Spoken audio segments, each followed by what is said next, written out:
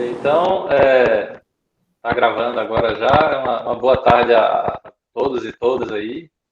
É um prazer ter o professor Luiz Arthur aqui falando para a gente um pouquinho de células solares, né? E terras raras, para otimizar a célula solar, enfim.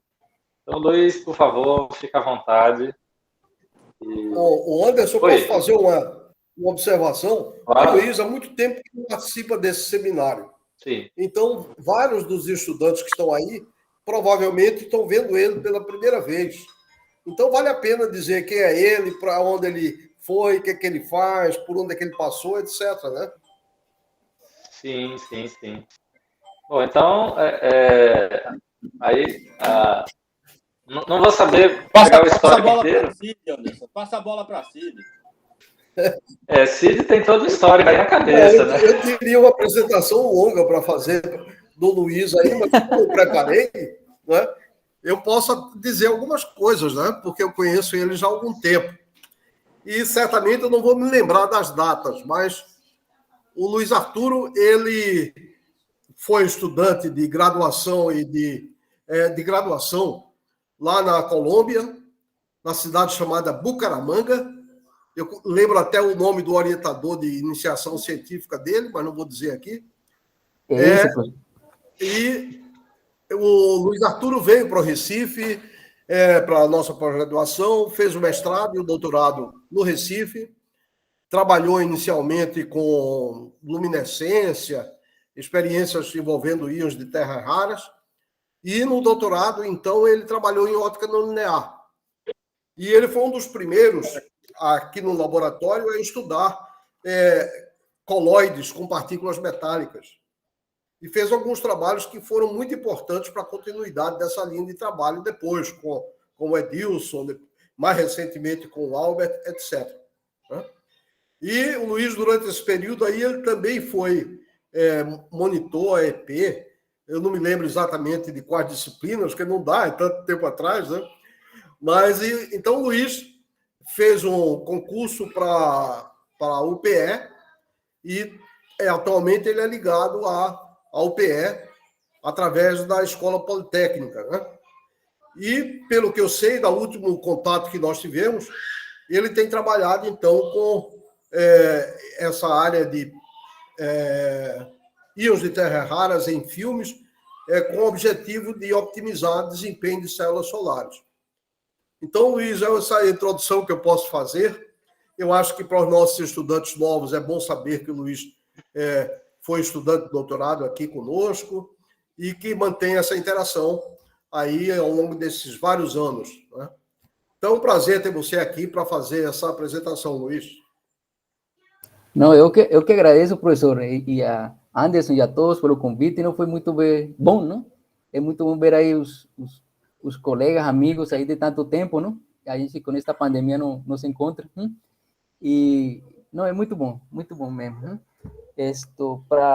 Como o professor Cid falou, não? Eu sou professor da Escola Politécnica de Pernambuco, trabalho na escola de engenharia e, portanto, tive que virar um pouquinho minhas atividades para práticas ou coisas um pouco mais voltadas para a engenharia, porque os alunos precisam de uma motivação nessas áreas, não? Aqui é uma escola de engenharia, sim? Então, eu pensei disso nessa época, eu pensei, como que eu faço para aplicar o que eu sei, tudo que eu aprendi, na parte de uma engenharia que tenha um contexto mais local. Aí eu disse, caramba, aqui o que a gente tem é sol, muito sol, e a gente precisa dar uma aplicação a esse sol. Aí fiquei estudando um tempo, tentando ver por onde eu consegui encontrar uma adaptação, não, de todas as coisas que a gente estuda, não, para esse sol maravilhoso que temos aqui no Nordeste. E nos últimos anos, então, decidi estudar essas aplicações. Basicamente, são duas, não? Uma aplicações que são fototérmicas e outras aplicações que são fotovoltaicas. O professor Renato Evangelista já apresentou, não? Em um seminário aqui todo que é da parte térmica, não? Aí já mostrou aí todas as coisas que a gente já faz lá no laboratório, as parcerias que a gente tem. Então, eu vou falar hoje sobre as aplicações fotovoltaicas. Mais do que aplicações fotovoltaicas, eu dividi o seminário aqui em umas 3 partes. Vou tentar fazer mais uma motivação do porquê temos que estudar energia, mas porque a gente está com um problema seríssimo de energia e quais são as tendências que existem atualmente no mundo. E depois vou falar um pouquinho mais sobre as células fotovoltaicas. Eu vou mostrar aqui, vou compartilhar aqui a tela.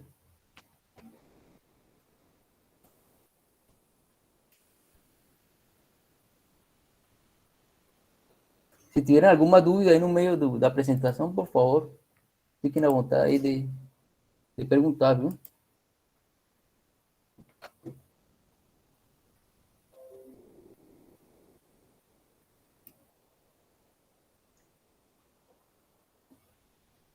Estão conseguindo ver? Sim, só não está dando para. Só não está a tela cheia. Sempre tem um probleminha aqui, viu? Acho que se você apertar F5, talvez ele. Não, eu boto F5, mas sempre tem esse problema, não sai em tela cheia, viu? Aí passou o primeiro slide, não? Não. Agora está no primeiro slide. Agora está ok, tá ok. Então vou deixar por aqui Agora, se você apertar os 3 pontinhos aí, também ela dá a tela cheia, né? Vou deixar assim, porque senão não consigo depois passar os slides, viu? Uhum. Não está dando para ver. Então, como falei, eu sou professor da UPE. Dentro da Universidade de Pernambuco, a gente tem, e aqui no país também tem, não? Temos a política de inovação para também exercer atividades de pesquisa e de desenvolvimento de inovação dentro da universidade. Então, para poder gerir essa política, foi criado o Instituto de Inovação Tecnológica da UPE, e aí eu trabalho lá como cientista-chefe. Eu tento fazer essa parceria entre o setor privado, entre o setor público, junto com as expertises da universidade. Então, lá dentro desse instituto está inserido lá o laboratório lá de optoeletrônica. Muitas das coisas que eu vou mostrar aqui, dos resultados, também são realizados em parceria com a professora Luciana Kassab, e com o professor Anderson, ¿no? Os primeiros trabalhos que a gente fez foram com ele, e tem alguns alunos também do laboratório, ¿no? que foram envolvidos nessas atividades. Bem, então vou iniciar aqui com uma parte um pouco mais histórica. Vou falar um pouquinho sobre sustentabilidade, o papel da energia solar fotovoltaica como fonte de energia renovável, as técnicas empregadas para melhorar a eficiência das células solares e os principais resultados obtidos no laboratório da UPE usando conversores solares espectrais. Eu espero que esta primeira parte, embora seja uma parte mais, como falei, uma revisão histórica, gosto de fazer esse contexto, já que tem alunos, não? E essa contextualização do porquê a gente estudar energia, eu acho importante, e descobri que é uma parte que não é apresentada formalmente nos cursos de graduação. Então, por isso estou trazendo aqui. Então, essa revisão histórica, vou iniciar bem no início, depois vou dar um pulinho, andar um pouquinho mais rápido, certo? Não vou tentar me esticar muito nessa parte. Mas, esse é o contexto sobre a indústria. Então, aqui temos um contexto que é em termos de números, não? Então, temos indústria 1.0, indústria 2.0, indústria 3.0, indústria 4.0, e esses termos de indústrias aparecem justamente para marcar algumas revoluções industriais que apareceram ao longo da humanidade, né? Então, a primeira foi a mecanização, o tear, a força a vapor, foi por volta de 1784, depois veio a produção em escala, a linha de montagem, a eletricidade e a combustão, em 1870, depois veio a automação, robótica, os computadores, a internet, a parte eletrônica, por volta da década de 70, e hoje falamos da indústria 4.0, uma palavra, não, uma ideia que está sendo muito empregada no contexto nacional e internacional para falar de sistemas cibernéticos e coisas que estão ligadas entre si através da internet e usando redes de inteligência artificial. Então, como estou falando de sustentabilidade, vou iniciar aqui bem no início. E na indústria 1.0, como todo mundo já deve lembrar lá da geografia, não? A organização das invenções, todo iniciou lá em Inglaterra, e o marco foi a máquina de vapor em 1769 e o tear mecânico em 1785. Então, você já pode imaginar como era o contexto da fabricação, como era o contexto das indústrias. A força motriz para essas indústrias era o carvão, era a madeira. Então, a Inglaterra e esses países próximos se desenvolveram justamente com o processo de combustão desses materiais. Mas esse foi o início, né, dessa indústria 1.0. Depois teve a indústria 2.0 lá em 1800, aí vou pular aí rapidamente essa indústria 1.0. E essa industrialização que antes limitava-se a Inglaterra se expandiu para outros países como Estados Unidos, França, Rússia, Japão e Alemanha. E se caracterizou por a descoberta da eletricidade, pela produção em série, a linha de montagem. E essa era uma época que foi lembrada pelas inovações capazes de diminuir o tempo de fabricação dos produtos. Então, foi um crescimento absurdo, não, da parte de engenharia e produção. Teve grandes eventos científicos nesse período. Vou aqui chamar alguns relacionados com a indústria solar.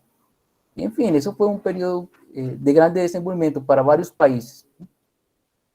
Mas, no meio disso, você tinha um contexto que era um contexto trabalhista, por conta da relação, não, que existia, as relações de trabalho que existiam na época. Então, teve aquelas greves de 1886, do 1º de maio, não, que foi lembrado para a data do Dia do Trabalho. Teve os eventos lá da Primeira Guerra Mundial, a Segunda Guerra Mundial, que alavancaram fortemente o desenvolvimento tecnológico militar, e com isso algumas tecnologias que depois foram passadas para a indústria civil, para os civis em geral. Então foi um momento de grandes atividades no mundo.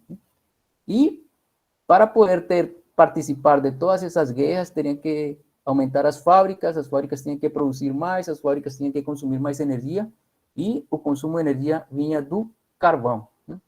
Mas nessa época também apareceram coisas interessantes. Por exemplo, apareceu o motor a combustão e o motor elétrico. Aqui vocês vão se lembrar lá das guerras das correntes, não?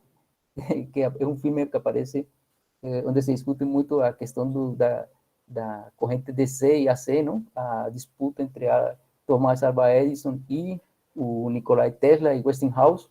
Foi uma guerra interessante, um confronto interessante, não, de tecnologias. Apareceu também a lâmpada incandescente, o trem a vapor e as ferrovias, os navios de aço. Foi uma época de muita industrialização, e quando você tem muita industrialização, você tem um grande consumo de aço, e você tem um grande consumo de concreto. Então, para ter esse aço e esse concreto, você precisa aplicar alguns processos industriais que envolvem combustíveis não renováveis, e, portanto, é uma grande fonte de emissão de gases de efeito estufa, CO2. Mas está crescendo, todo mundo, nessa época está todo em desenvolvimento. Temos automóvel, não? O telégrafo, o telefone, a televisão. Os plásticos apareceram como um subproduto do refino do petróleo. Apareceram lubrificantes e outros produtos. Apareceu uma coisa fantástica, que foram os fertilizantes, que são compostos basados em nitrogênio e hidrogênio.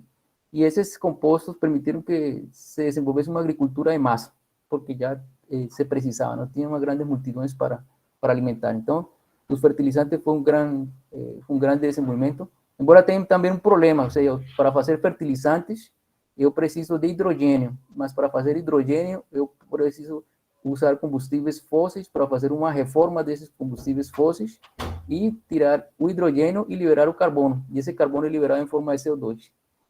Então, todas essas coisas boas que temos de desenvolvimento, não? Com as ferrovias, com o aço, com o concreto, com os fertilizantes, tudo isso é muito bom, mas tem uma grande pegada de carbono. Então, aí estamos no meio, estamos consumindo, e apareceram os primeiros sinais de perigo. Então, aqui tem uma foto aqui do famoso Big Smoke, não? Aqui no Trafalgar Square, no clima durante o Grande Nevoeiro em 1952. E nessa época se registraram algumas centenas de mortes devido a esse efeito, e iniciaram a aparecer em outros lugares do mundo também, não? E se iniciaram a observar outras coisas: o secamento de lagos e rios, inversão térmica, as ilhas de calor, a contaminação, se falou da chuva ácida. Então o pessoal já iniciou a ficar preocupado com esse desenvolvimento. Então esse é o grande marco, 1952. em a questão da energia, né? Porque era um consumo excessivo de combustíveis fósseis, era o que se tinha na época, não se tinha outra coisa, e levou a esse estágio. Então, temos que discutir isso aí, né? Então, aqui eu vou falar um pouquinho sobre o que aconteceu na Conferência das Nações Unidas sobre o Meio Ambiente em 1972. Foi um evento importantíssimo, acho que é o marco das reuniões para discutir o clima e o meio ambiente. Foi realizado na Suécia, e se reuniram os principais líderes mundiais, e o documento conta com 25 princípios, plano de desenvolvimento com 109 recomendações, entre outras de caráter financeiro. Então, uma reunião que, assim como já a gente está acostumado a ver, não? Os líderes se reúnem, fazem as discussões, às vezes são produtivas, às vezes não tanto, mas, enfim, tem que se levar essa discussão, porque é uma discussão muito importante, envolve o planeta. Então, durante essa conferência, apareceu uma discussão que talvez vocês possam fazer uma analogia com o que acontece hoje. Então, vou mostrar aqui. Então, se viu-se crescer a divergência entre os chamados países desenvolvidos e os países em desenvolvimento.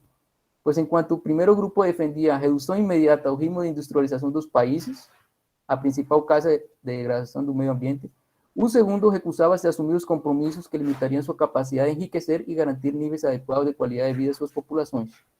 Então, esse é um confronto nessa discussão. O país rico pedindo para o país pobre não usar combustíveis fósseis. E o país pobre dizendo: como eu vou alavancar meu desenvolvimento se essa é minha fonte de energia para poder fazer o desenvolvimento? Então, ficou esse conflito. Então, as propostas apresentadas foram imediatamente contestadas pelos países mais pobres, que buscavam constituir uma base econômica calcada principalmente na industrialização. E a conferência ficou definitivamente marcada pela disputa entre o desenvolvimento zero, defendido pelos países desenvolvidos, e o desenvolvimento a qualquer custo, defendido pelas nações em desenvolvimento. Então, isso foi em 1972, na Conferência de Estocolmo, e já vou, como falei, vocês podem fazer uma analogia com o que está acontecendo hoje em dia, tantos anos depois. Bom, depois veio em 73, temos o primeiro evento, não, forte, não, com a crise do petróleo. Então, os países produtores de petróleo se juntaram, formaram uma organização de países exportadores de petróleo, a OPEP, onde estavam a Arábia Saudita, Iraque, Venezuela, tem outros dois. E eles colocaram um preço para cima, não? E aí isso levou a uma recessão também do outro lado do planeta, e levou a uma crise. Então, foi o primeiro evento, não, que mexeu com as economias dos países. E, claro, teve outras recessões, não? Por exemplo, em 1930, não, devido a outros eventos, mas essa do petróleo foi realmente muito crítica. Aí teve, não, depois a guerra entre Irã e Iraque, depois veio a intervenção entre Iraque e Kuwait, a crise de 2008, a primavera árabe, não, todo o petróleo caríssimo, e depois por aqui temos o Covid. Então, o petróleo é uma fonte de energia que é muito importante para nosso desenvolvimento, mas também ele flutua muito, e quando ele flutua, pode levar a alguns ciclos de desenvolvimento não dentro dos países. Bom, isso foi em 72. Depois, 10 anos depois, apareceu, em 1987, não, outra comissão, não, para discutir sobre o meio ambiente, desta vez dirigida pela primeira-ministra norueguesa Gro Harlem Brundtland. Ele fez um relatório que é muito famoso, não, Our Common Future, que falava sobre justamente a questão do desenvolvimento sustentável. E ele é definido da seguinte forma: o desenvolvimento sustentável é o desenvolvimento que satisfaz as necessidades do presente, sem comprometer a capacidade das gerações futuras em satisfazer suas próprias necessidades. Então, é uma definição que tem várias questões. Tem a questão da intergeracionalidade, ou seja, já não é somente um conceito de nossa geração, envolve outros.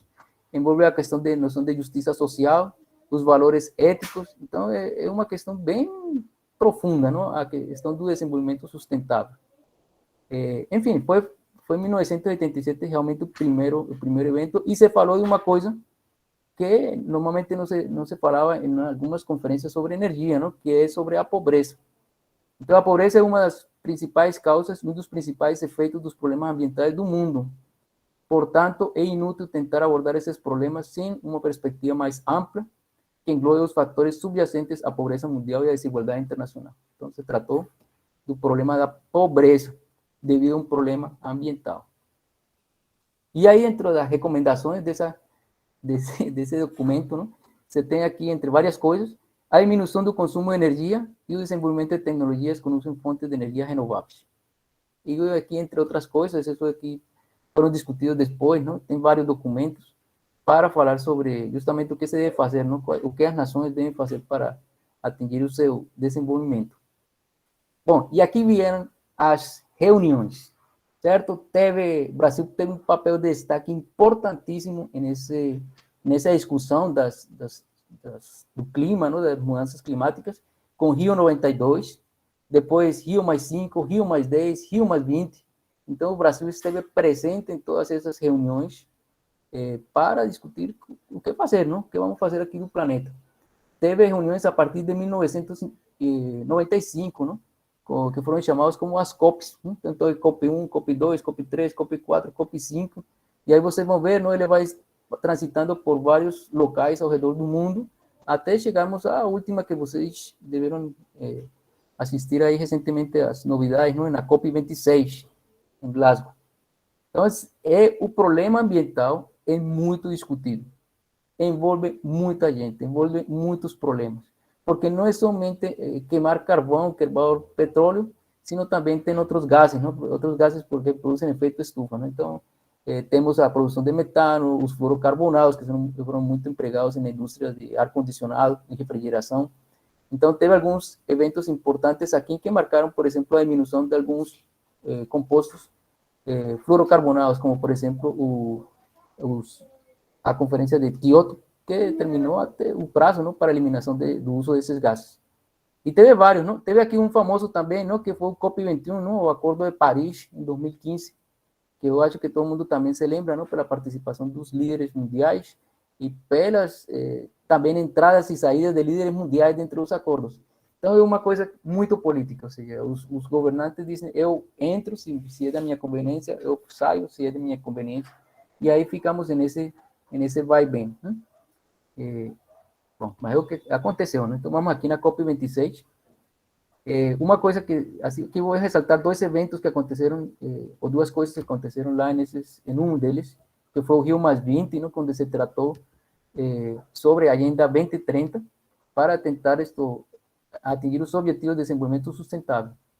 Anteriormente, em 2015, se teve a Cúpula do Milênio das Nações Unidas em 2000 e se terminaram os 8 Objetivos do Milênio. Aqui eram 8, não? Acabar com a fome e a miséria, educação básica, igualdade entre sexos e valorização da mulher, reduzir a mortalidade infantil, melhorar a saúde dos gestantes, combater a AIDS, a malária e outras doenças, qualidade de vida e respeito ao meio ambiente e todo mundo trabalhando por esse desenvolvimento. Então, esses foram os 8 objetivos de desenvolvimento. Segundo o governo, se atingiram 7. Né? Faltou um relacionado a saneamento básico. Isso terminou aqui em 2015. Depois passamos aqui para 2000, a partir de 2015, temos a Agenda 2030, então temos os 17 Objetivos de Desenvolvimento Sustentável, são da ONU. Eu não vou falar muito deles, mas tem alguns que estão realmente relacionados conosco, que diretamente o que eu vou falar, que é sobre energia limpa e acessível. Então, a gente tem que trabalhar em cima desse objetivo, do ponto de vista técnico, não, para poder atingir a demanda energética mundial de uma forma limpa. Então, estamos aí com a Agenda 2030. E o problema, tudo é porque estamos emitindo CO2, muito CO2, e aqui vocês vão ver quem emitia CO2, não? Então, aqui temos, aqui no início do século, por volta do século XVIII, século XIX, não? É a Europa, a União Europeia, os Estados Unidos, não? Até aqui, digamos, até finais de 1800, início de 1900, eram simplesmente a União Europeia e os Estados Unidos os países que emitiam CO2.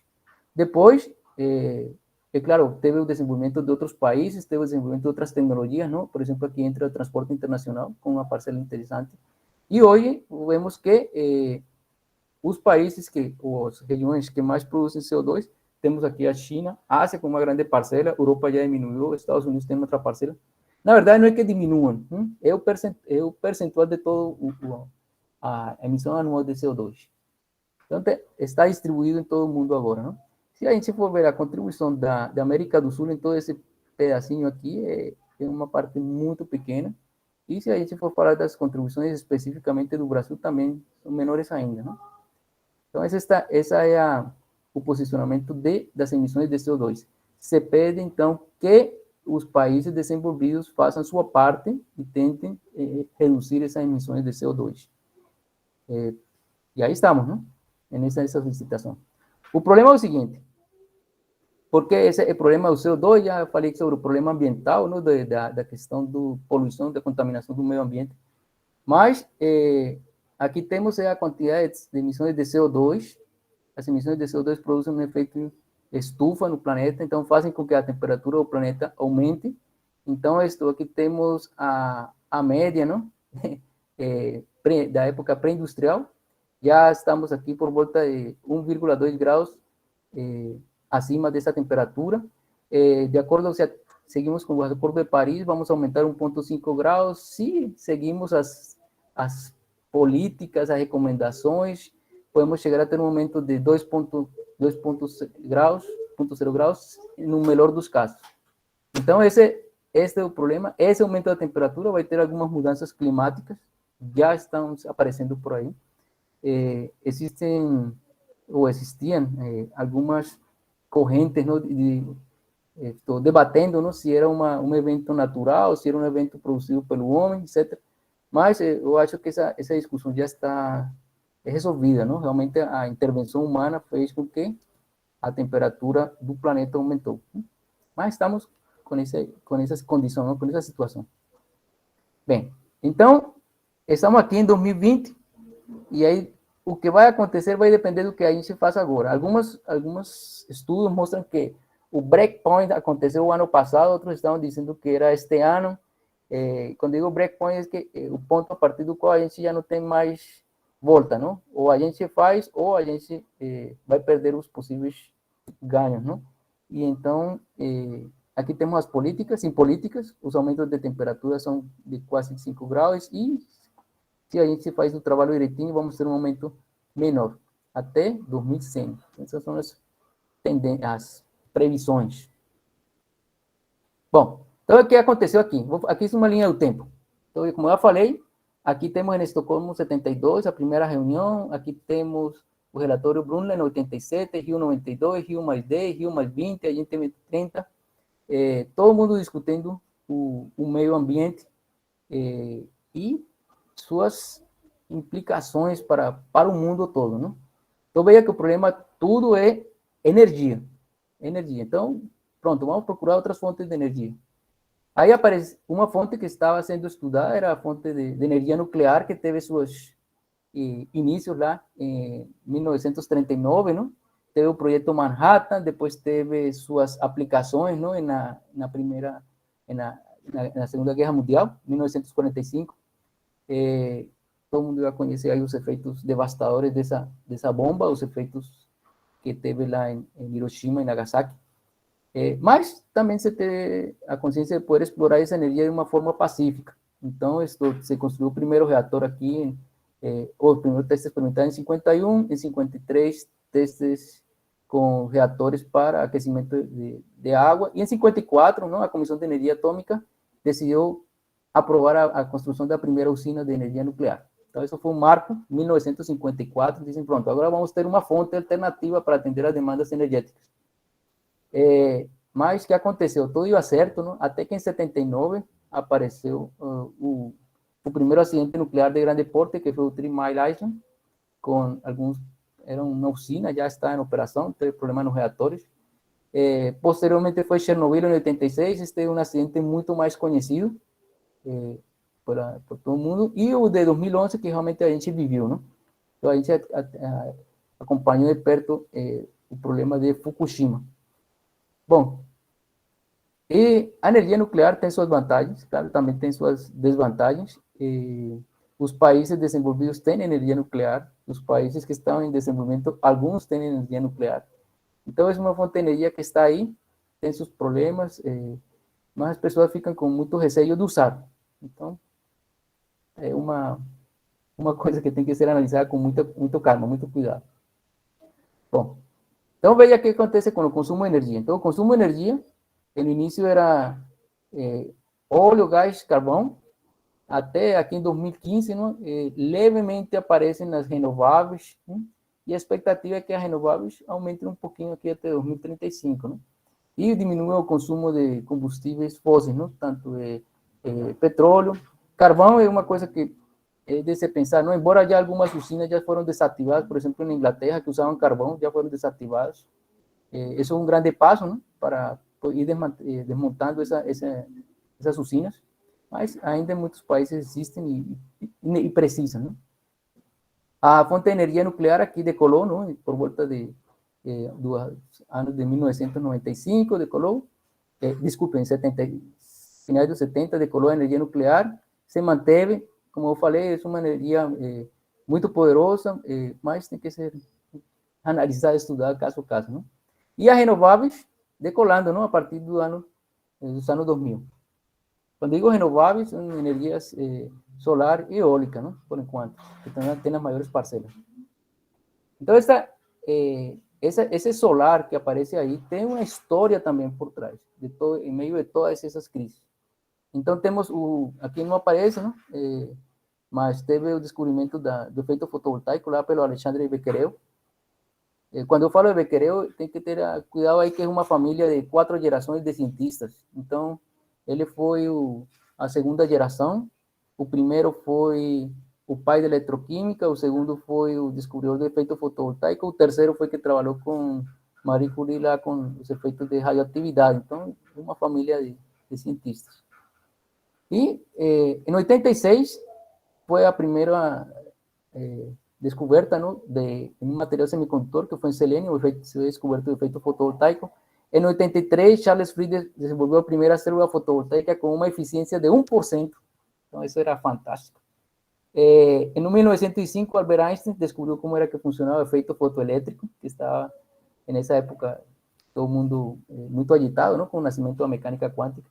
En 1918, Janis Sharansky descubriu como fazer o crescimento de cristais.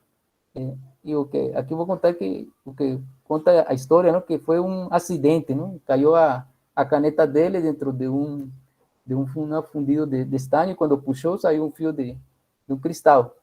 Aí ele foi aperfeiçoando a sua técnica, e é uma técnica que se emprega para fazer cristais, fazer crescimento de cristais. E essa técnica é muito empregada, ou foi muito empregada, para fazer o crescimento de cristais de silício, que são empregados na indústria solar. Bom, aqui em 54, teve, eu acho que foi um marco, né? Foi o nascimento da indústria fotovoltaica nos Estados Unidos, com a apresentação, não, da função PN, não, pelos pesquisadores dos laboratórios Bell, e conseguiram fazer uma célula com 4% de eficiência e depois com 11% de eficiência. Então, isso era extremamente valioso, não? Já ter uma nova fonte de energia aí disponível, não? Em 56, as células chegaram a ser comercialmente disponíveis, então era $300 por watt, não? Então era muito, muito, muito caro.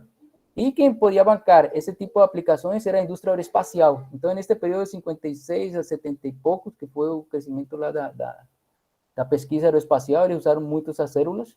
E tem aí dispositivos, não, que usavam painéis solares com potências de 1 watt, e outros mais sofisticados com potências de até 400 watts. Então, somente para vocês terem ideia, não, cada painel fotovoltaico que hoje a gente vê nos telhados das casas é de aproximadamente 330 watts. E você compra um painel desses por R$700. Hoje, e aí se fizer uma comparação com a época. Bom, em 77, teve a criação do Instituto de Pesquisa em Energia Solar, não é? Que depois mudou, não, para o National Renewable Energy Lab, não? Que é um dos laboratórios mais conceituados a nível mundial em pesquisa de energia. E pronto, então a coisa ficou já exposta para o setor comercial, e iniciaram os primeiros trabalhos, não? Em 78, as primeiras modelos tarifários para os estados, fazer conexão a redes, e aí para frente não parou, não? Então teve aí suas aplicações. Então, a energia solar fotovoltaica sempre esteve aí, mas ela tem um probleminha que é a eficiência. Bom, outra coisa é que a energia solar fotovoltaica ela entrou no mercado é porque o preço das células fotovoltaicas caiu. Então, ela passou eu estava falando lá de $300 por watt em 1956, aqui em 77 estava por $76 por watt, e aqui em 2015 estava por 0,30. É claro que se baixou ainda um pouquinho mais o preço, e esse preço baixa na medida que aumenta a demanda. Então, como teve um forte crescimento do uso das energias renováveis, através de incentivos que foram dados pelos governos para o desenvolvimento dessas tecnologias, então teve gente para comprar e teve gente para aperfeiçoar o processo de fabricação, baixar os custos e vender, né? Então, se alavancou a indústria. Então, hoje, temos um decrescimento, uma diminuição do preço, né, dado pelo o custo liberado de energia, né, dado pelas energias fotovoltaicas, de tal forma que ela já é comparável com algumas tecnologias baseadas em combustíveis fósseis. Então, ela já virou uma fonte de energia competitiva. E por isso que a gente está vendo esse boom, não somente aqui no Brasil, mas ao redor do mundo.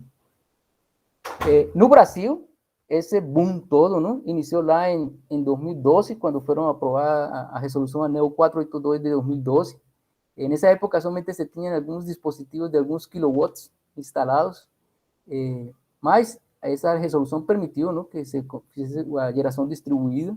Em 2015 já tínhamos 1.857 kilowatts, e ele foi crescendo. Em 2019 já estávamos perto de 2 gigawatts instalados de potência dos painéis fotovoltaicos. Isso foi uma coisa impressionante, um marco para a indústria energética brasileira. Foi uma coisa espetacular de todo ponto de vista. Tem gente que gosta da energia solar fotovoltaica, tem gente que acha, ainda tem seus problemas, e claro, todo o setor tem, mas é um negócio que está crescendo demais, né? Tem suas vantagens. Tanto assim que este aqui estou mostrando aqui em 2019, 2 gigawatts, aqui estamos em 2020, cresceu quase o dobro, e aqui estamos este foi até junho de 2021, então já tinha quase 10 gigawatts instalados. Somente para ter uma referência, quando a gente fala de gigawatts, se vocês comparam, por exemplo, com Angra 1, 2, 3, 4, que são as usinas nucleares lá de Rio de Janeiro, elas chegam a ser até 3, 4 gigawatts, e atendem uma cidade como Rio de Janeiro. Então, a gente já tem uma capacidade instalada muito grande e uma perspectiva de crescer ainda maior. Existem os conflitos com as distribuidoras de energia, com os sistemas de transmissão, etc., mas são problemas aí do setor elétrico ainda que tem que ser resolvidos. Por estados, Minas Gerais está à frente, São Paulo, Rio Grande do Sul, Mato Grosso. É interessante ver que quem tem mais recursos solares são os estados do Nordeste, né? Mas não são os primeiros em ter a potência instalada. Mesmo, então temos ainda um grande potencial aí para explorar. O que se espera para 2050? Veja, esta é uma previsão de 2017. Somente em 2017 tínhamos 25% de energias renováveis. Se espera que em 2050 86% de toda a energia consumida seja oriunda de energias renováveis. Então, o planeta, a matriz energética do mundo tem que mudar, e essa é a tendência mundial, de termos uma fonte, uma matriz energética composta por fontes de energia renováveis. Sim, e quem vai compor esse 86%? E aqui vem nossa tendência futurística aqui, que nos apresenta que uma grande parcela das energias renováveis vai estar associadas à energia solar fotovoltaica. Então, tudo isso que eu falei foi para dizer o seguinte: temos um problema energético seríssimo, temos um problema ambiental seríssimo, temos que mudar as tecnologias de geração de energia, e uma alternativa muito viável, assim, não estou dizendo que seja viável completamente, mas que se tem uma expectativa muito grande, é a energia solar fotovoltaica. É claro que existe outra fatia aqui grande, que é a energia eólica, e aqui estou falando de energia eólica que é produzida em terra, mas existe uma expectativa muito grande pela quantidade de energia que pode ser gerada offshore, fora do continente. Então, esse é nosso mapa, essa é nossa situação. Então, muitas pesquisas vão ser alavancadas justamente nessas áreas. Sim. Nesse gráfico aí, o significado é que a energia fotovoltaica é a mais utilizada no mundo? Energia solar fotovoltaica vai ser a mais utilizada no mundo. Isso aqui é a previsão para 2050. Neste momento, temos uma pequena parcela das energias renováveis. Somente uma pequena parcela. E vocês podem ver, não? Por exemplo, o mercado brasileiro, assim, a matriz energética brasileira é muito renovável. Ela tem uma percentual hídrico muito grande, mais de 50% é hídrico. Mas a gente fica dependente das condições climáticas quando falamos de água. Então, é renovável, mas está perdendo parte de sua firmeza. Então, quando você não tem uma fonte de energia firme completamente, você tem que fazer uso das energias baseadas em combustíveis fósseis. Então, aí ligam as térmicas e pronto. Aí os preços da energia sobem, todo mundo entra em bandeira vermelha, sim, todas essas coisas que a gente está vivendo por aí na questão tarifária. Mas a tendência é essa. Então, existe, por exemplo, no Brasil, um forte mercado de expansão, de construção de usinas fotovoltaicas. E esse problema de expansão vai continuar aí durante alguns anos. E vamos ver até onde, não? Porque a questão é assim, vamos expandir, mas isso também tem um problema que se chama área. Onde tem área para colocar essas usinas? E quando digo área, não é qualquer área, não tem que ser áreas que sejam perto de linhas de transmissão, que tenham sistemas de acesso, então tem algumas condições geográficas que têm que ser atendidas. E, portanto, existe pesquisa para poder dizer, olha, como é que eu faço para usar menos terra? Ou seja, fazer células solares fotovoltaicas com maior eficiência. Com isso eu diminuo a área. Ou, por exemplo, será que eu consigo colocar células solares fotovoltaicas sobre lagos? Então já tem algumas experiências sobre isso. E aí está todo mundo dizendo, vamos botar energia solar fotovoltaica em qualquer lugar onde chegue a radiação solar. E aí tem alguns lugares que tem que ser estudados. Então tem muita pesquisa aí para frente para poder ser empregado corretamente. E bom, aí estamos, não? Se alguém descobrir alguma forma de aumentar a eficiência das células fotovoltaicas, eu acho que é uma pessoa que tem um grande potencial de ser uma pessoa rica, não? Economicamente. Então, essa é a corrida, não, das grandes empresas nessas eficiências. Bom, então passando um pouquinho da parte do contexto político, social, não, de energético mundial, vou falar aqui já sobre a própria eficiência das células solares.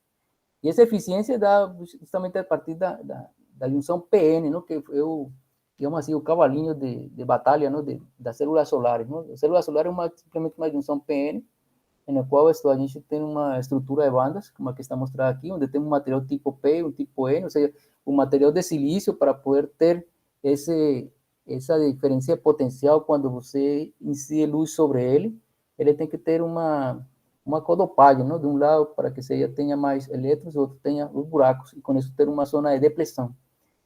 Bem, aí temos essa estrutura de bandas, nesse material semicondutor, nessa estrutura. Somente completando aqui a parte da dopagem, não é feito com fósforo e boro, e aí a gente tem esse deslocamento das bandas.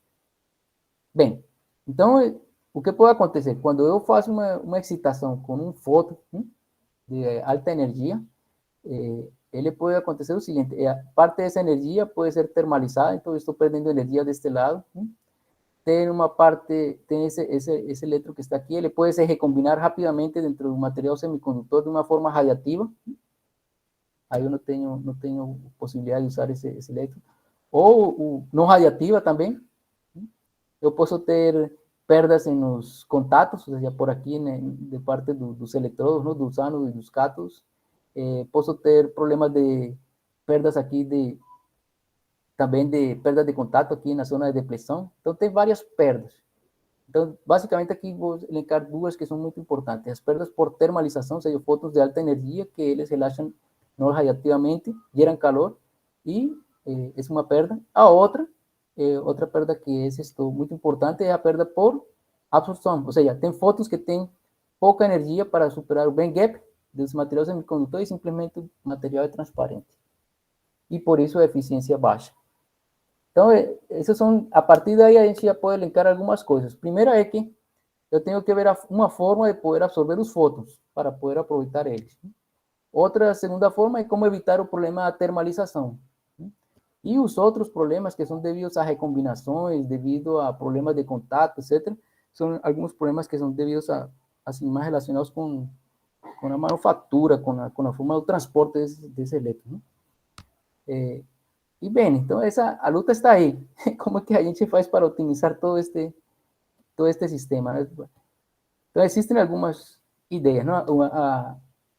O limite para esses sistemas, essa junção PN, ela foi estudada lá na década de 60, 1960, não? Por Shockley e Quasar, e eles definiram o limite dessa eficiência. Então, eles consideram uma junção PN, um par eletroburaco, ou seja, que por cada par elétron buraco, ele cria a partir de um único fóton incidente. Temos que a relaxação térmica de energia do par eletroburaco em excesso, ele decai para o band gap, e que não temos concentração. Então, eles fizeram a conta, lá por exemplo, para o silício, não? Que tem um band gap de 1.1, e chegaram à conclusão de que a máxima eficiência teórica de uma célula solar fotovoltaica é de aproximadamente 33%. Então, a gente tem um grande problema aí de eficiência para células de silício. Já se vamos usar outros materiais semicondutores, aqui vamos ter outras eficiências máximas.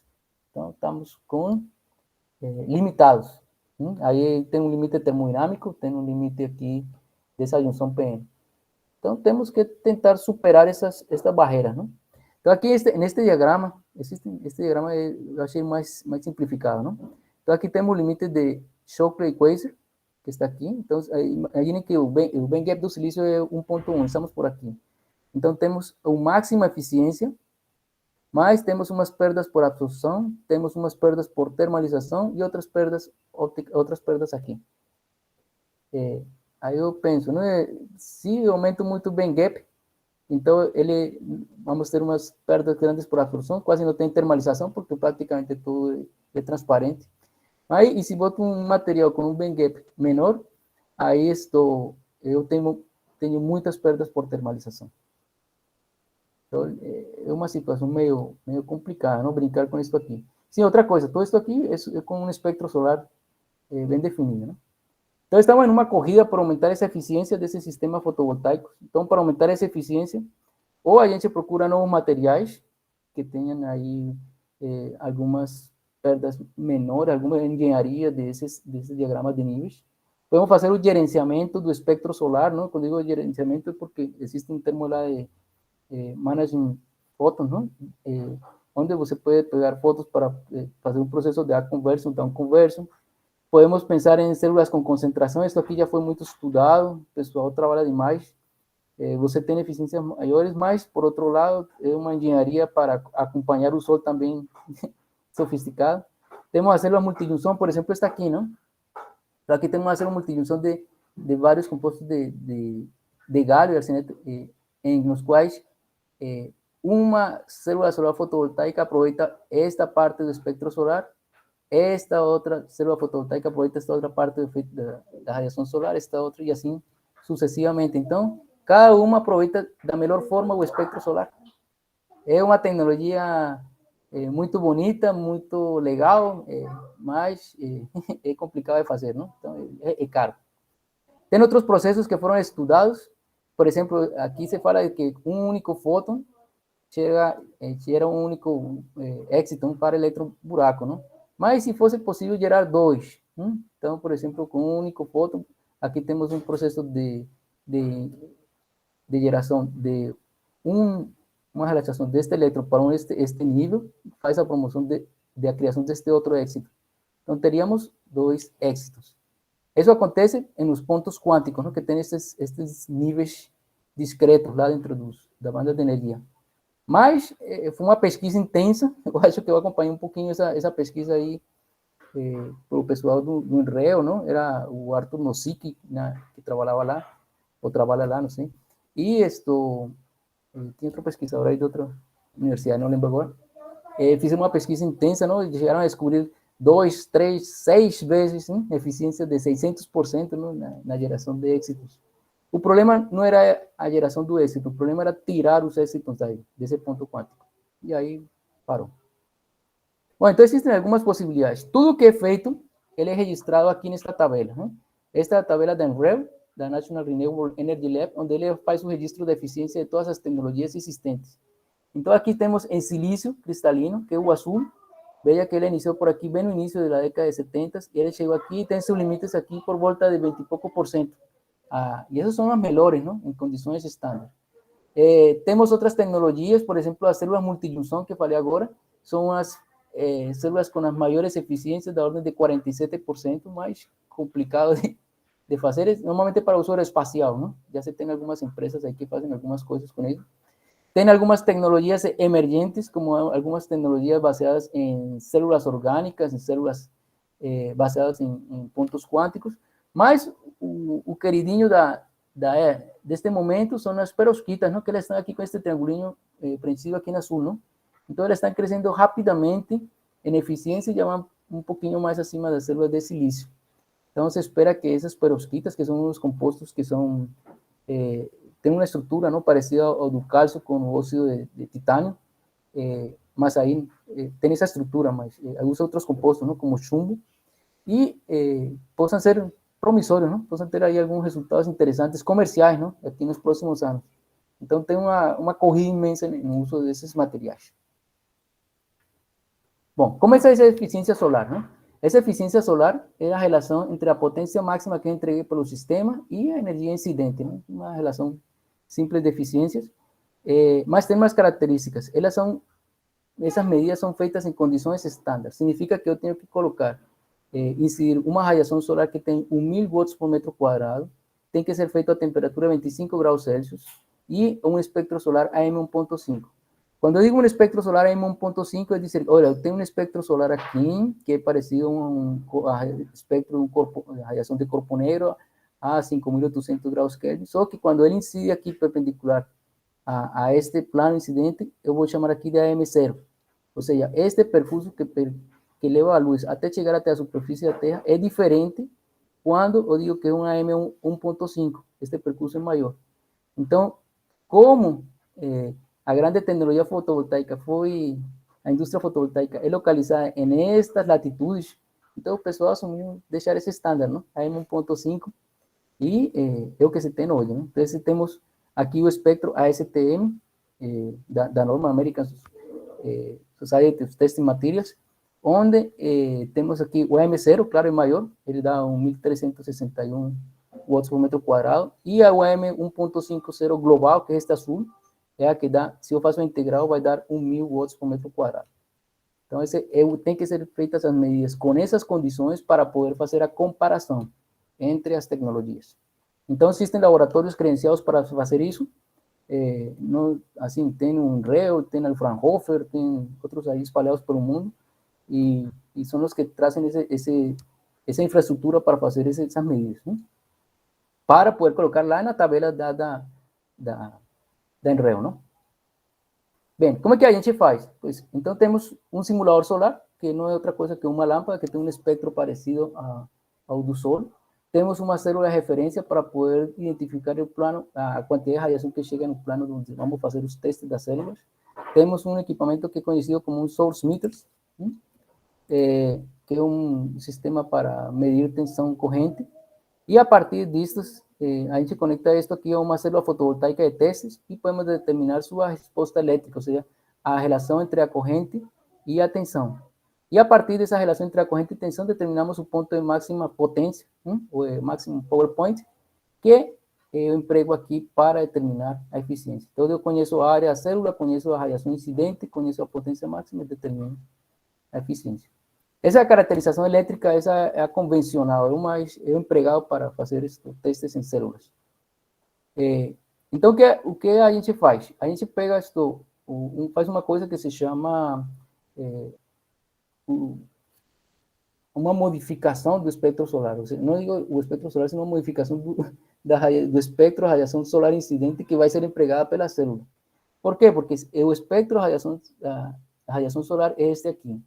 Só que o band gap está aqui por volta de 1.1. Então, todos estes fótons aqui são perdidos porque são transmitidos. E de todos os que são absorvidos, somente uma parte é empregado para o efeito fotovoltaico, outra parte é empregado para termalização. Então, a gente tem perdas pelos que são transmitidos e pelos que são absorvidos. Então, a opção que se tem é o seguinte, ou a gente fazer um processo de up conversion para colocar esses fótons aqui dentro e um processo de down conversion para colocar estes fótons aqui perto do band gap.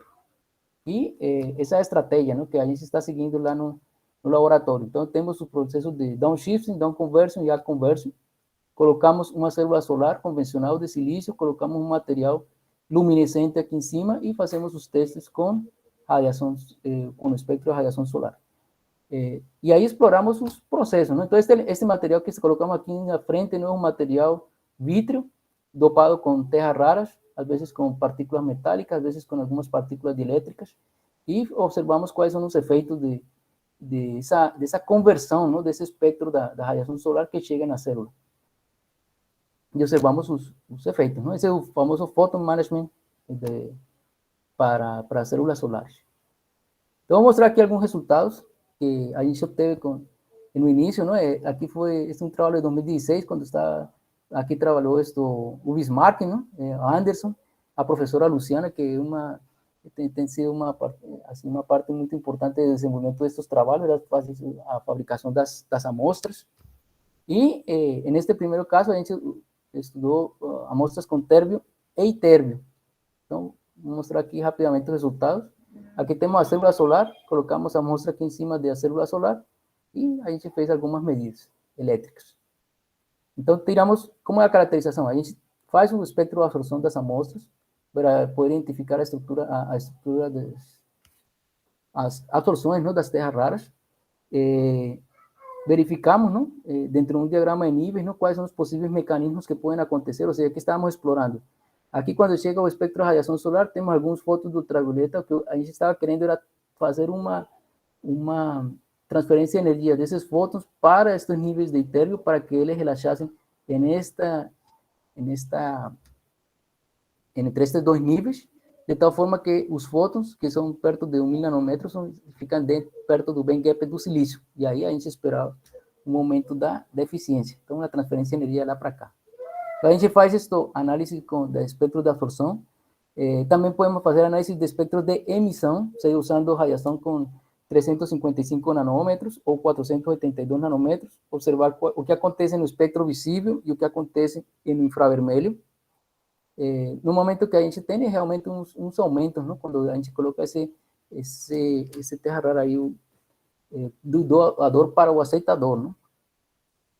E se fazem propostas, não, de possíveis mecanismos, não? Então a gente fica imaginando como seria o processo. Então aqui eu tenho uma absorção de radiação UV, podemos ter uma relaxação cruzada até um nível intermediário, assistida por fônons. Pouco provável, porque a energia do fônon desses materiais que a gente estuda, que são materiais com metais pesados aqui, não? Tem um índice de refração alto, tem umas energias de cutoff também pequeno, então precisaria de vários fônons para poder assistir esse processo. Aqui, nesse caso, estamos estudando vidros teluritos. Bem, então, aqui estão os processos, aqui a gente fez proposta aqui usando um nível intermediário ou uma transferência de energia cooperativa, não? Deste nível para cá, não? Bem, então isso se faz uma análise da dinâmica temporal, você pode estudar os diagramas de modelo de níveis, não? Para ver como é o processo. E realizamos essas medidas elétricas, não? Estes foram os primeiros trabalhos, a gente usava um fotodiodo, um BPW34. Eu acho que quem trabalha aí com um pouquinho de eletrônica aí, reconhece esse um fotodiodo convencional, não? Isso custa alguns centavos de dólar, não? E a gente fez os testes com esse material, porque a gente não tinha acesso aí a algumas células. E também trabalhamos com um fotodiodo de fosfato de galho. Então, aqui o band gap, ele já fica no visível, aqui já fica este de silício no 1.34. Então, vocês podem ver que esse fotodiodo não é tão bom, não, porque aqui temos umas inclinações grandes, não? Isso significa que tem umas perdas ômicas aí grandes por resistência chão e por resistência série. Mas estamos testando, não, ver como é que eles respondiam, não? Já este já é um pouquinho melhor, não? Já que a resistência que é menor, que esta inclinação é quase zero, e aqui também a inclinação é maior. Se fosse um fotodiodo ideal, a gente teria aqui um quadradinho, ou seja, significaria que a gente não tem perdas, teríamos um diodo ideal. Bem, o que foi que a gente... Luiz, só uma dúvida, no caso aí você colocou um pedaço desse vidro dopado em cima do fotodiodo, foi isso? Exatamente. Exatamente. Não foi? É corajoso a gente, não? fazer somente isso, né? Mas estávamos estudando aí. Aí que foi o que a gente viu? Aumentou aqui em 7% do silício, deu 7% de massa, e o do fosfato de galho 1,1%. Então, tá bom, então a gente aí tentou escrever esse fenômeno, a gente publicou o trabalho, e foi um resultado interessante. Por quê? Porque ele permitiu que a gente observasse alguns problemas que a gente não conseguiu resolver na época, mas colocou no seguinte, não? Então, por exemplo, aqui temos este outro, não? Que este aqui é um trabalho com células solares, usando um vidrinho, também um vidro telurito com urópio e com partículas metálicas. Então, aqui o efeito da partícula metálica é aumentar, não, o fator de campo local, onde o íon está localizado, e com isso poder aumentar sua luminescência. E bem, então aqui, novamente, temos os espectros de absorção. A gente estudou novamente o diagrama de níveis, fizemos algumas medidas de emissão, não? Usando aqui um laser de 405 nanômetros e 483 nanômetros, e aqui você vê que realmente tem um aumento, não, na luminescência dos vidros. Então a gente voltou a fazer as medidas elétricas e a gente observou que tuvimos aumentos de 14% e 7%, dependendo da concentração do urópio. Então isso foi fantástico, estávamos no caminho, não? Então foi muito bom. A gente está já entendendo um pouquinho mais de como era o processo de aumentar a eficiência. Quando digo aqui aumentar a eficiência, é um aumento percentual em cima da eficiência da célula, ou seja, se a célula tem uma eficiência de 10%, quando ela tem um aumento de 14%, significa que ela passou de 10 para 11,4. Ou seja, em termos absolutos, aí somente aumentou 1%. Mas aí vamos, aumentando de pouquinho em pouquinho. Este outro aqui, a gente percebeu o seguinte: quando a gente colocava o vidrinho, a gente tinha umas perdas. Aqui podem acontecer outras perdas, não? Lembre que vem a radiação incidente, então o fóton pode ser refletido, pode ser absorvido e depois transmitido para a célula. Só que nesta interface, como tenho um vidro de alta índice de refração, o silício tem um alto índice de refração, e aqui uma interface ar, então eu tenho umas perdas grandes por transmissão aqui, não? Por essa interface. Então a gente decidiu colocar um óleo e voltamos a fazer os testes, não? Com os vidros teluritos, novamente dopamos com prata, mas aqui temos que ver o seguinte: aqui variou um pouquinho o tratamento térmico e observamos que, por exemplo, estas amostras têm uma transmitância praticamente constante a partir de 600 nanômetros, mas aqui, no espectro visível, entre 400 e 500, 600, aqui tem algumas amostras com prata que tem uma transmitância maior e outras que têm uma transmitância menor. Então, a gente espera um aumento de luminescência, e foi o que a gente observou, não? Realmente, quando estávamos com 483 nanômetros, teve um aumento da luminescência, então, desta massa.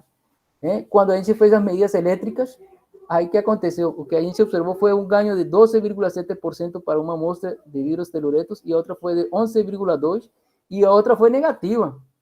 Ou seja, a gente foi, em lugar de ir para frente, fomos para trás. Eu disse, caramba, o que foi o que aconteceu aqui? Disse, não, a interpretação que foi dada foi o seguinte: existe um balanço entre o que a gente ganha e o que a gente perde por autoabsorção, por conta do espectro de absorção. Então, esse foi um aprendizado aí, disse, pronto, então a gente tem que ter cuidado com essas absorções, e as partículas ajudam, e vamos em frente, né? Então, como melhorar a luminescência de essas terras raras? Então, uma ideia foi colocar algumas partículas que tivessem uma estrutura um pouquinho diferente da do vidro, de tal forma que o íon pudesse localizar em sítios de baixa simetria. de tal forma que o campo local dele fosse diferente, melhorasse a luminescência, e com isso a gente tivesse uma resposta elétrica melhor. Então a gente fez isso com um vidro germanato, dopamos com urópio, colocamos nanopartículas de dióxido de titânio e observamos que alguns aumentos da ordem de 15,92%. Então, pronto, esse resultado foi o melhor do que a gente estava, dentro do que a gente já tinha visto, não? Somente mudando a estrutura ao redor do íon de urópio. Bom, recentemente a gente fez os testes com urópio, neste caso com nanopartículas de ouro. Novamente colocamos nanopartículas de ouro no vidro. Aqui tem uma microscopia eletrônica, se fez as medidas de espectro de absorção, se fizeram as medidas de emissão. Novamente se foi observado que realmente o ouro ajuda a aumentar a emissão, e observamos que aumentos, não? Neste caso foi da ordem de 18%. Então a coisa está melhorando, não? Fora que a gente aprendeu a usar já não o BPW34, que era o fotodiodo que tínhamos lá no início, mas usamos já, neste momento, células de silício policristalino com eficiências da ordem de 19%. Então já são células comerciais, praticamente. E aí vamos, não? E recentemente a gente trabalhamos, não? Novamente com outro vidro telurito, desta vez com chumbo, usando o íon de urópio e nanopartículas de prata. E neste caso, a gente obteve, não? Alguns aumentos, não? Mas não foram assim tão legais como o anterior, não? Aqui foram 18,42, aqui a gente chegou a ter 11,81. Então, isso é o que a gente tem trabalhado assim nos últimos anos, não? Esse trabalho foi aqui de 2021, e aí temos algumas ideias, não? Para desenvolver, por exemplo, fazer up conversion, não? Então, para fazer up conversion eu preciso fazer concentração, porque o campo elétrico da radiação incidente é baixo, então eu preciso ter um processo não linear, preciso aumentar esse campo elétrico. Já existem algumas evidências pouquíssimas na literatura sobre o uso de up conversion para aumentar a eficiência das células solares fotovoltaicas, mas estamos em um caminho desses. A outra é usar materiais que sejam com células tandem, que tenham diferentes band gaps, e usar novamente esses conversores espectrais para poder melhorar a eficiência de outra camada de material semicondutor. Bem, então era isso. 1 hora, hein? Então fico aí não sei se tem alguma pergunta, algum comentário. Fico à disposição. E obrigado. Luiz, muito obrigado aí pela excelente apresentação. Foi realmente bem instrutiva, e você falou de bastante coisa interessante aí, desde a questão climática e tal, até o seu próprio trabalho, né? Então, temos perguntas aí Eu vou aproveitar aqui. Bom, o Cid levantou a mão, mas, Cid, eu ia justamente dizer para você levantar a mão e perguntar a Luiz Arthur aquela pergunta que você me fez semana passada. Caramba! Qual foi? Que você, depois que eu falei das coisas gerais, de inovação, não sei o quê, você perguntou e o que é que na parte do lado do Parquetel, Luiz Arthur está fazendo com fotovoltaicos para aplicação, como é que está indo isso e tal. Então, tá aí o cara para responder a ele. Uhum. Eu poderia fazer essa pergunta, mas eu tenho outras para fazer que são mais do tipo... Bem, aí você está mostrando o que você está fazendo lá no Parquetel, né? Eu suponho que todas as experiências estão sendo feitas por lá. Mas eu queria saber de você, escutar uns comentários sobre outras opções. Bem, essa coisa de colocar o vidro em contato com a célula, com a célula fotovoltaica, eu diria que não é a mais adequada, porque isso que você falou aí, você tem o ar entre o vidro e a célula que contribui para a refletância, etc. Por que você não fez ainda a evaporação do filme com vidro, com as terras raras em cima da célula? Não seria uma opção? Pois é, professor. Essa pergunta é uma pergunta muito interessante. Eu acharia que a resposta, espero que esteja ao nível, não? Mas vou dizer o que, por que a gente não faz assim? É porque a gente, eu não faço primeiro, eu não faço as amostras, eu somente coloco tenho material de silício. Faltaria um spotter, um evaporador para colocar Não, mas a Luciana tem condições de fazer isso, né? Ou seja, eu ela não tem sei, lá... nunca se levantou essa proposta aí de fazer deposição em cima desses ou seja, ela tem lá o sputtering, né? Ela pode colocar a célula como o eletrodo aonde ela vai depositar o filme, né? E faz a evaporação. Eu não entendi por que até hoje vocês não fizeram isso, porque aí certamente vai aumentar um pouquinho a eficiência, né? Mas já seria um ganho na história. Mas eu queria lhe pedir outra coisa. Eu sei muito pouco dessa literatura, né? Mas vejo que existe um trabalho razoavelmente grande com relação às células orgânicas, né? Com eficiências que podem ser, parece que são maiores do que as eficiências que se tem agora usando esse procedimento aí que você seguiu. Então, eu queria pedir para você comentar quais são os caminhos que existem com relação às células orgânicas, qual é o potencial que elas têm, etc. Bem, em relação às células orgânicas, realmente existe uma corrida muito grande também, não? Para aumentar a eficiência delas. É uma eficiência que, digamos assim, já tem sido explorada, não chega a ter uma eficiência da ordem de 10%. O grande problema das células orgânicas é a degradação. Então, elas estão expostas à radiação solar incidente e essa radiação solar degrada os corantes. Então, por conta disso, elas têm aplicações muito restritas, não? Para algumas aplicações onde você realmente não consegue colocar uma célula de silício.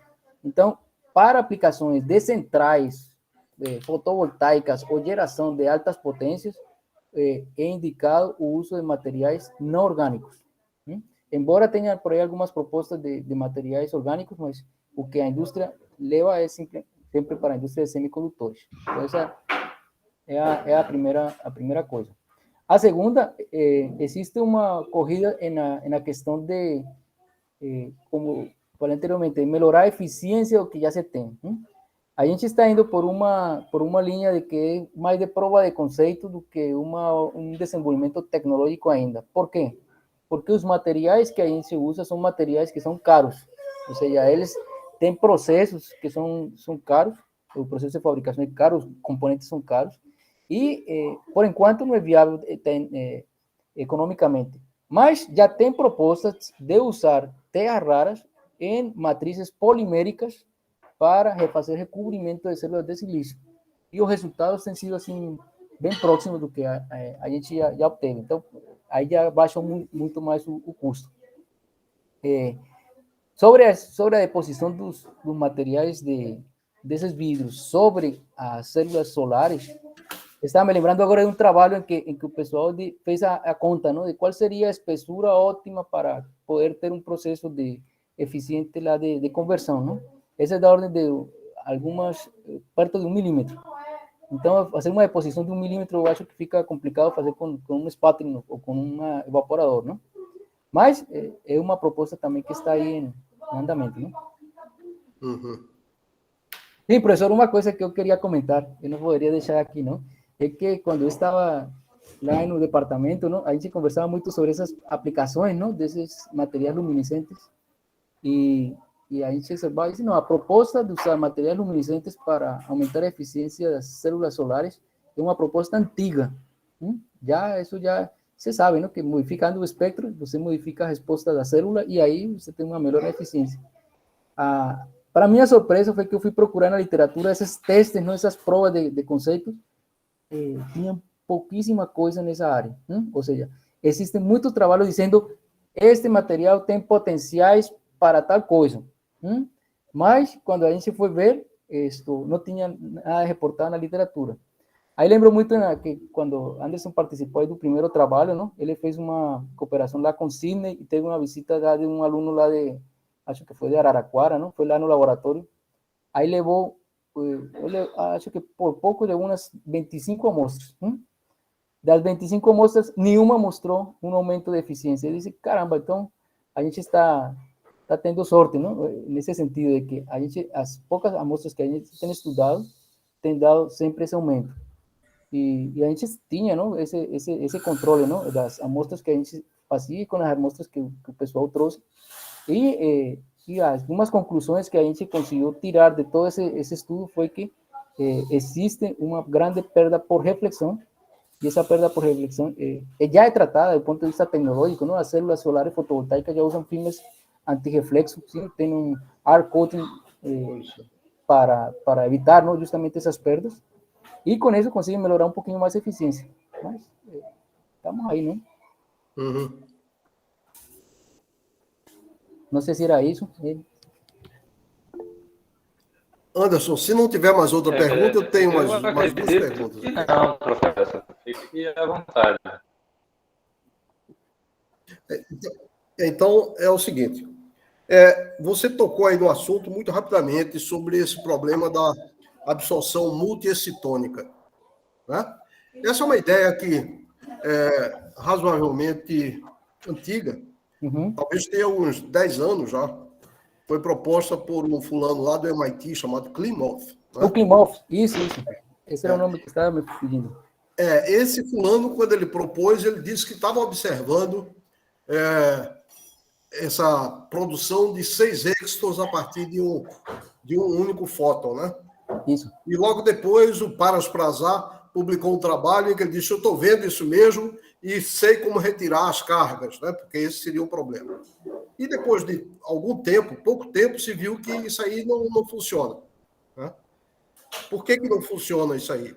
Né? Eu não sei porque eu não acompanhei a literatura. Você pode comentar aí para dizer por Pronto, quê? eu fiquei acompanhando porque nessa época eu lembro que até a gente conversou com o Paras, não, sobre esse problema. E é que as resistências que existem na deposição dos pontos quânticos sobre os materiais, sobre os eletrodos, são muito grandes. Então, as perdas nos contatos é onde faz que a eficiência caia.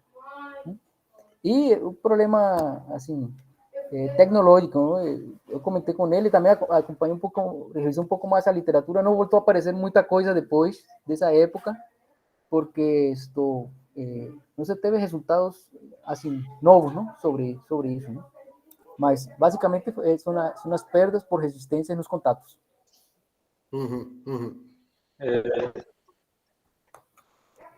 Anderson, tem o Ricardo Tadeu Ricardo, aí que levantou a fica à mão. vontade aí para fazer a sua pergunta. Comentário. Olá, professores. Olá, boa tarde. Boa tarde ao professor Luiz Arturo. Sua apresentação foi excelente, bem esclarecedora. Eu tenho só uma dúvida quando o senhor fala sobre a produção de células fotovoltaicas utilizando materiais luminescentes. Então, pelo que eu entendi, você produz um vidro dopado para colocar sobre a célula. Sobre a célula. Isso. O senhor tem conhecimento sobre metodologias que usam, por exemplo, MOFs, que são redes metal orgânicas, ou então algum tipo de uma deposição que não utilize o vidro precisamente, mas que deposite uma solução que com aquecimento vai cristalizar e formar o material. O senhor tem conhecimento sobre isso? Sim, tem algumas propostas também, como comentei anteriormente, ¿no? De usar materiais poliméricos. Aí usam, por exemplo, um spin coating para colocar aí em cima da célula. Tem outros que utilizam a fórmula do Dr. Blake, não sei se você está familiarizado aí, não? A fórmula do Dr. Blake é uma técnica bem interessante, não? De você colocar umas fitas, certo? E preenche essa cavidade, não? Com um material polimérico e passa uma faquinha, não? Ou seja, todas as técnicas que existem para processamento de polímeros podem ser aplicadas em cima de uma célula de silício. E aí, com certeza, o preço vai ser menor. O que pode a gente ganhar? A gente pode ganhar na questão da luminescência, mas, por outro lado, esses polímeros têm índices de refração menores dos índices que a gente está usando. Então, sempre existe esse balanço, não? Ou seja, quando eu coloco um material com alto índice de refração, aí eu consigo diminuir um pouquinho as perdas. Mas, por outro lado, o custo também aumenta. Também consigo melhorar a luminescência. E nos materiais poliméricos a gente tem que ter cuidado porque os íons têm que ter em algumas posições para poder ter esse aumento de luminescência também. Então, é um balanço assim, de várias variáveis, não? Mas existe, sim, já existem umas propostas, principalmente dos chineses, em fazer isso de baixo custo. Então, eles jogam aí polímeros de todos os tipos, né? Para com terras raras. Entendi. É isso. Muito obrigado, professor. Certo. Sim, professor.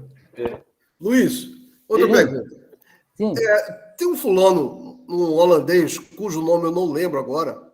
Meijeric. Meijeric tem feito coisa, mas ele tem feito coisas com App Conversion e com Download Conversion, né? Uhum. Mas tem um outro fulano que trabalhou junto com o Meyer, com o Stephen Meyer, em que eles propõem colocar esferinhas metálicas em cima da célula, de modo a fazer com que a luz reflita em várias dessas esferas e com isso você tem um tempo maior de interação, né? Sim. Como é que está essa situação aí? Professor, isso tem como posso dizer, é uma diversidade de fenômenos aí que o pessoal chama de optical trapping, não? De pegar o Optical fóton trapping, exatamente. e chegar o fóton e deixar ele dentro, não? O maior tempo possível, não? Então o pessoal já bota esferinhas, bota pirâmides, bota... Tem uma patente muito importante que é empregada comercialmente, que é a texturização da superfície da célula solar. Ou seja, pega a superfície da célula, somete um ataque químico e ele fica texturizado e com isso consegue reter um pouco mais os fótons. Então, essa é uma patente lá do pessoal da Austrália. E pronto, aí o pessoal fica colocando coisas em cima, não? Partículas plasmônicas, ou seja, partículas de ouro, prata. Tem também algumas propostas colocando partículas de silício também em cima do próprio silício. E aí tem silício com terras raras, aí o pessoal fica fazendo qual é coisas. o recorde, então, de eficiência nessas células? Do que existe na literatura? Bom, aí é porque assim, não é para colocar naquela curva lá da Enreo, porque lá são medidas, digamos assim, certificadas. Normalmente passa por esse laboratório certificado, esse laboratório passa por, tem outras qualificações aí. O que se tem no laboratório são laboratórios que têm equipamentos certificados. Né? E esses aumentos de eficiência são reportados em cima da eficiência do material base. Então, não são eficiências absolutas, ou seja, o que se reporta são os aumentos em cima da eficiência base. O que eu tenho visto por aí, a gente está mostrando aqui que tem na ordem de 15, 18, mas já vi alguns com 25, 30% com outras coisas. Então, esse aí, do ponto de vista de célula comercial, já se chega nisso aí, 25, 30 por aí? Não são comerciais. Não comerciais, de Não laboratório. comerciais. Só todo é laboratório. Certo. Comercial é uma coisa que, assim, o pessoal testa demais antes de colocarem no mercado. E no caso, vou comentar somente, por exemplo, a questão dos filmes orgânicos. Tem empresa que faz filme orgânico aí para geração de potência. O problema é que você vem uma expectativa, eu vou gerar tanto, quando vem a degradação, você perde o filme. E aí a empresa fica, assim, devendo. Então, é melhor para as empresas dizerem, eu atendo tal nicho do mercado, um nicho que não precisa de uma exigência de potência, mas que atende, por exemplo, carregar celulares, carregar equipamentos pequenos, etc. Isso pode ser atendido com filmes orgânicos, porque se falha, você consegue outro, não tem muito problema. Agora, em uma central fotovoltaica, em uma usina fotovoltaica, isso é monitorado 24 horas, 365 dias para geração, porque é um negócio. Então, realmente se usam tecnologias mais confiáveis, embora as eficiências sejam menores. Mas aí que tá. Eu sempre digo o seguinte: se alguém descobrir uma tecnologia disruptiva na área fotovoltaica que consiga fazer com que a gente consiga passar os limites teóricos que tem expostos para os processos fotovoltaicos convencionais da junção SPN, isso vai ser uma revolução, assim, muito, muito grande. E tem gente que está pensando fortemente nisso. Ok, obrigado então. Não, sim, professor, muito... Sí, Anderson, você estaba queriendo comentar, que falas un poquito sobre UIT, ¿era?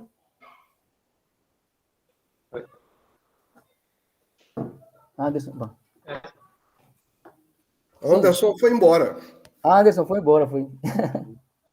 Não, mas deixa eu comentar aí um pouquinho também sobre essa parte do IT que ele comentou. Existe dentro da federação, não, a lei de inovação. E a lei de inovação ela foi reformulada em 2016 como novo marco legal de inovação. Isso é importante que todo mundo saiba, porque a gente que está trabalhando com tecnologia tem que saber qual é o ambiente legal onde vai se movimentar. Então, existe esse novo marco legal da inovação de 2016. Ele foi regulamentado para o Estado em 2018 e ele permite que as universidades, os pesquisadores consigam se inserir em atividades de P&D dentro das empresas. Então, as empresas podem realmente dizer, olha, professor Anderson, vem aqui, me dê uma ajudinha aqui com este problema aqui, que eu posso remunerar você por esse serviço. E pode estar lá dentro da lei, está tudo certinho, não tem nada inconveniente. Tem outra coisa, as empresas têm obrigação de pagar alguns tributos para fazer inovação, e eles não fazem uso desses tributos para inovação, então eles pagam, enviam de volta para o governo, e eles caem em alguns fundos, não, que são gerenciados lá pelo governo. Então, a ideia de tudo isso aí é poder fazer essa ponte entre o setor produtivo e as universidades com todas as suas expertises para poder levar a inovação para as empresas. Isso existe com todas as ICTs, viu? Cid, quem perguntou, eu estava aqui, que eu estou numa reunião paralela, mas existe uma coisa chamada Fundo Inovar, que é Sim. Isso que o Luiz Arturo está falando. O Fundo Inovar, ele era um fundo só no papel e desde o ano passado que virou um fundo de dinheiro mesmo. Então, por exemplo, esse ano teve já liberado cerca de 18 milhões, metade a FACEP está aplicando em coisas que tem a ver com empresa, bolsa, startup, etc. E a outra metade é por empréstimo. Então, está lá na agência de fomento. A lei de inovação do Estado também já está válida, já está funcionando, como o Arturo falou. E aí junta essa coisa com o que eu falei semana passada, do laboratório multiusuário, no caso da UFPE, que como era só o UFPE, e a gente submeteu o multiusuário e não passou na FACEP, mas a ideia é que a gente amplie esse laboratório multiusuário para entrar efetivamente o PE e o Univast, que não estão, ele vai ter que continuar com o nome UFPE, porque isso é da UFPE, mas é dentro da coisa de inovação da infotônica do Estado, né? Dentro do que a gente já tem comentado. Então, agora, essas coisas, falta dizer aos russos, né? Os russos são os empresários, eles precisam não só saber disso, de conversa eles já sabem, mas eles precisam concretamente participar, porque senão não vai adiantar de nada a gente fazer esse esforço. Mas a gente vai fazer. É mais lento do que imagina, mas pelo menos a gente tem todas as ferramentas para fazer isso. E aí tem que pegar um exemplo concreto e botar na rua aí para poder coisa andar. Esse é o desafio, viu?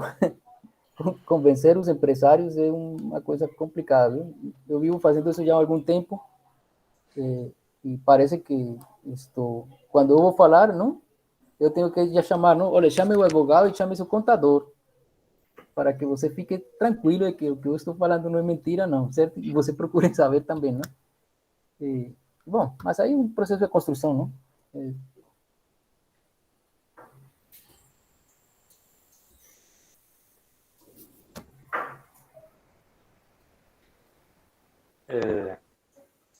Bem, temos mais perguntas aí na audiência. Se não, vamos agradecer aí ao Luiz mais uma vez pela excelente apresentação aí. E muito obrigado a todos aí pela participação e até a próxima. Eu que agradeço, viu? Muito obrigado a todos. Realmente um momento de muita alegria de ver todo mundo por aqui, viu? Abraço, Arturo. Abraço, Tá bom, vou encontrar aí. Fico aí à disposição. Tá bom. Tchau, tchau, viu? Tchau, obrigado. tchau.